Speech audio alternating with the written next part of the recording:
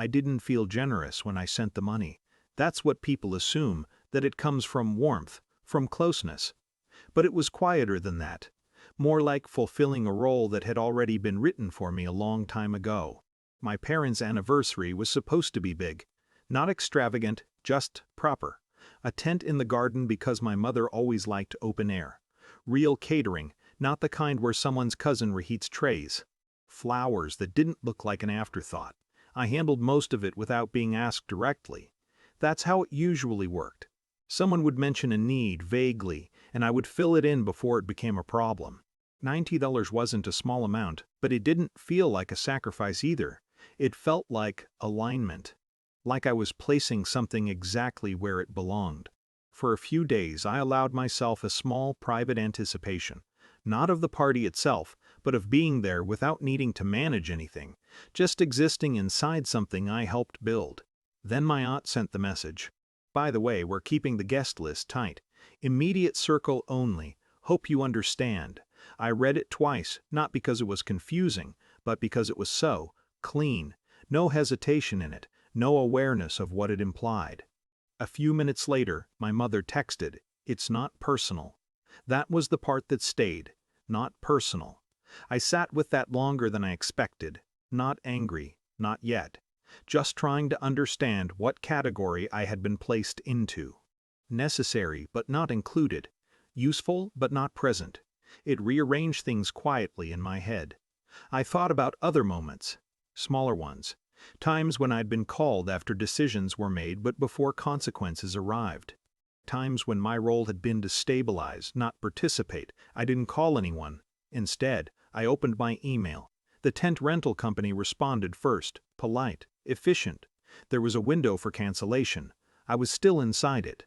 The catering contract took longer to review. Deposits, staging fees, timelines. I wasn't undoing anything recklessly. Just pausing what I had put into motion.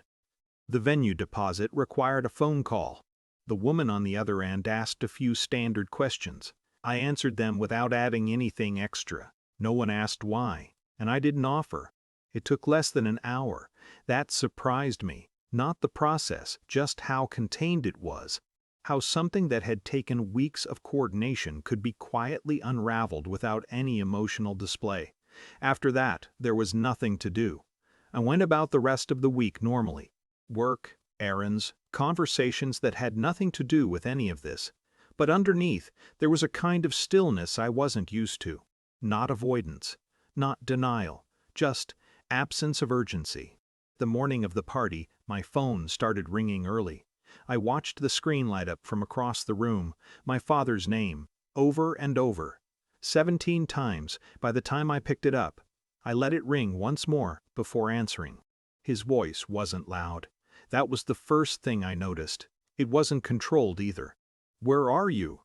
Not accusatory, just disoriented. I didn't answer the question. Instead, I asked, "Is everything set up?"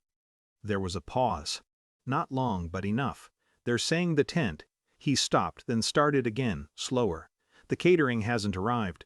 The venue says." I let him finish. Each piece landed exactly where I expected it to. For a moment, neither of us spoke. Then he said, quieter, "What happened?" I thought about the messages. The phrasing. The ease of it. "It's not personal." I assumed, I said, that if I wasn't part of the event, I wasn't part of the arrangements either. There was no sharpness in my voice. No emphasis. Just a straight line from one point to another. Another silence. This one heavier. "I didn't know," he said finally. And I believed him. That was the complicated part. "I think," I replied. "That's kind of the issue." He didn't argue, didn't correct me. Somewhere in the background I could hear movement. People asking questions. The kind of low-level confusion that spreads when something expected doesn't arrive. For the first time, I felt something close to discomfort. Not regret, just awareness. "I'll call you later," he said. I nodded, even though he couldn't see it. "Okay." The call ended without anything resolved. No apology, no accusation. Just a shift that neither of us named. I didn't go to the party. I don't know exactly what it looked like in the end, whether they improvised, scaled down, or postponed. No one sent pictures, no one explained. Later that evening, my phone buzzed once. A message from my mother. Shorter than usual. "We'll talk soon." Not warm, not cold, just open. I read it, then set the phone down. For the first time in a long while, I wasn't trying to anticipate what would be needed next. There was a line now, not loud, not dramatic. But it was there, and I had the sense that whether anyone acknowledged it yet or not, it wasn't going anywhere.